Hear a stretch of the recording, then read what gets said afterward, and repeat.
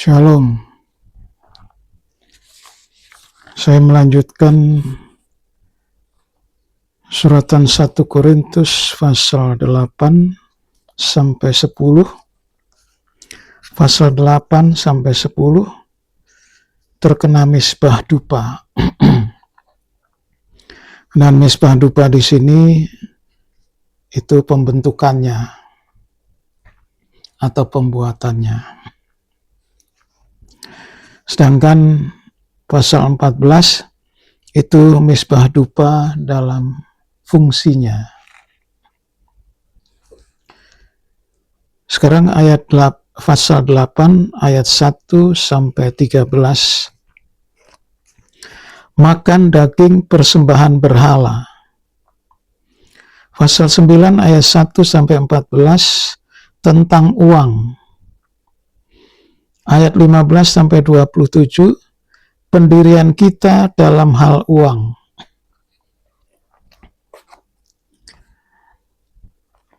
Satu Korintus pasal 8 kita membaca ayat 1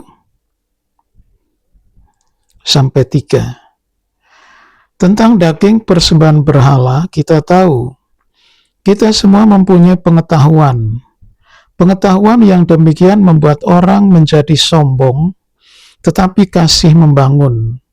Jika ada seorang menyangka bahwa ia mempunyai sesuatu pengetahuan, maka ia belum juga mencapai pengetahuan sebagaimana yang harus dicapainya. Tetapi orang yang mengasihi Allah, ia dikenal oleh Allah.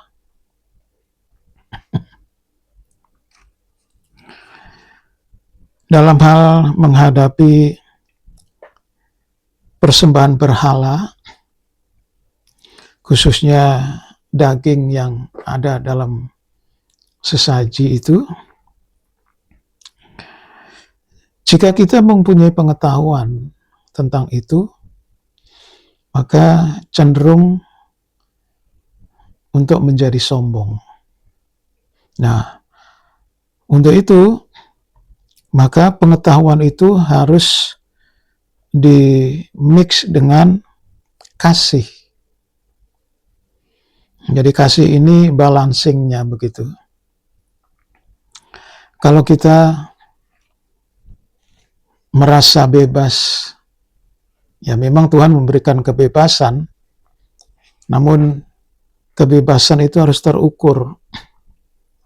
Kalau kita menghadapi orang yang lemah imannya, yang tidak makan daging, apalagi di rumah berhala, ya sebetulnya kita kalau membaca di sini, berhala itu tidak ada.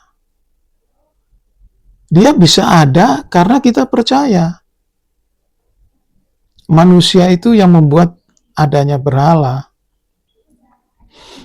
Nah ini sekali lagi itu berdasarkan pengetahuan. Begitu juga makan persembahannya. Maka kita akhirnya menjadi sombong. Nah kalau sudah sombong, terus kita makan tanpa etika begitu, maka orang yang lemah imannya dalam arti yang tidak makan persembahan berhala, jadi bertanya-tanya, oh ternyata orang Kristen itu begitu ya, rakus terhadap persembahan berhala. Tapi kita sendiri merasakan, nah ini kebebasan kita. Nah disinilah perlu adanya kasih. Kasih yang mana? Kasih mengasihi sesama yang belum di dalam Tuhan, supaya dia, karena menurut 1 Korintus 8 itu, Kristus mati untuk mereka. Jadi, oleh korban Kristus, kemungkinan mereka itu mestinya percaya, diselamatkan. Tetapi karena cara kita memakan menjadi batu sandungan buat mereka, sehingga akibatnya mereka mundur. Sudah nggak jadi orang Kristen lah. Nah, itu berarti kalau sampai ada orang yang begitu, kita itu berdosa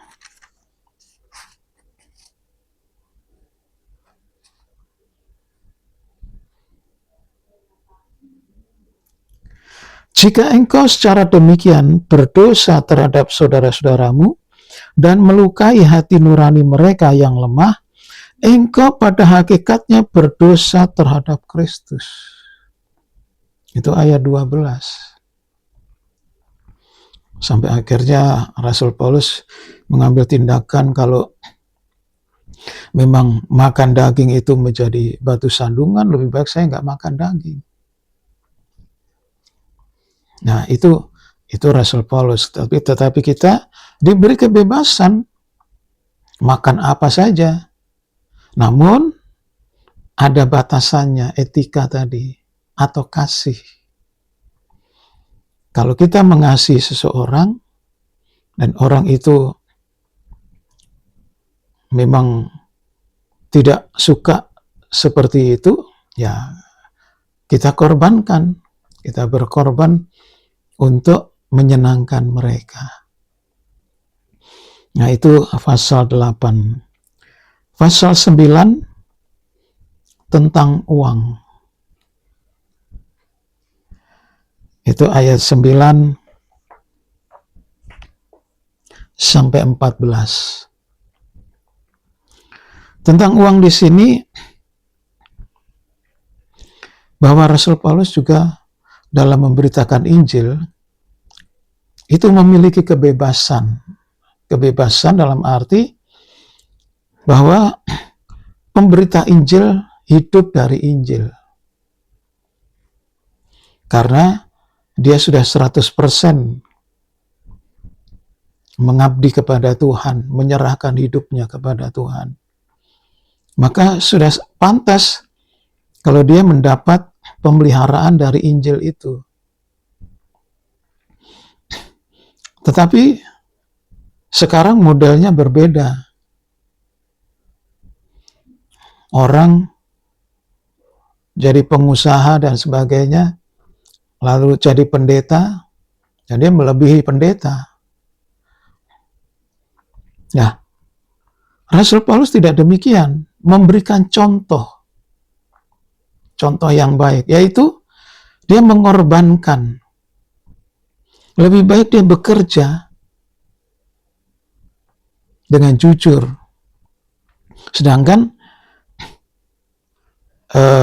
hasil dari pemberitaan Injil itu dia korbankan untuk timnya.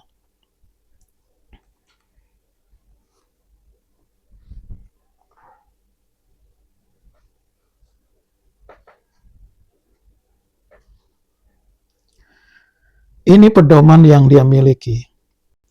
Jadi, jika kami telah menaburkan benih rohani bagi kamu, berlebih-lebihankah kalau kami menuai hasil duniawi daripada kamu? Atas dasar ini sebenarnya dia punya kebebasan, yaitu memungut persembahan. Jadi kalau di gereja ada persembahan, nah itu haknya pemberita Injil. Ya. Secara organisasi berbeda-beda. Ada yang sepenuhnya, ada yang diatur oleh majelis dan sebagainya. Tetapi patokannya di sini, jika seorang memberikan pemeliharaan rohani, itu sudah pantas mendapatkan yang jasmani, yang duniawi. Jadi soal uang itu sensitif ya.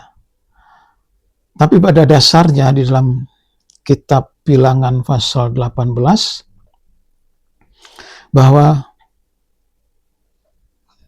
persoalan uang ini ada dibagi dua. Satu persembahan sukarela, satu persepuluhan. Nah, persepuluhan ini jadi polemik di tengah masyarakat Kristen karena hamba-hamba Tuhan yang merasa tidak setuju dan sebagainya. Tetapi bahwa itu adalah ketetapan dari Allah. Jadi kita pun bukan berarti meninggalkan orang Yahudi, bukan. Tetapi ketetapannya itu bahwa itu milik Allah dan diberikan, dihibahkan kepada orang Lewi. Jadi setiap full-timer itu layak menerima persepuluhan. Nah, tatangan berbeda lagi. Nah, yang dihadapkan pasal 9 ini adalah tatangan, sukarela. Memang perjanjian baru tidak mengatur seperti yang ada dalam perjanjian lama. Nah, Musa itu manajemennya bagus sekali. Kalau kita melihat dalam perjanjian baru tidak diatur sedemikian rupa. Sehingga gereja itu mana yang baik dan mana yang menguntungkan, wah itulah diambil. Nah, pasal 9 ayat 15-27, pendirian kita di dalam uang. Ini juga bahwa dalam soal uang ini kita dihadapkan bagaikan atlet yang bertanding. Jadi persoalan uang ini sensitif, sehingga siapa yang menjadi juara, itulah yang mendapatkan upah dari Tuhan. Jadi silahkan dalam soal keuangan masing-masing, tetapi kalau saya secara pribadi, keuangan itu ada dua macam, yaitu persembahan sukarela dan persembahan persepuluhan. Itu bukan berarti mengikuti perjanjian lama, tetapi Tuhan Yesus juga mengajarkan hal itu. Nanti satu waktu, karena terbatasnya waktu, maka saya hentikan sampai di sini. Inilah firman Tuhan. Amin.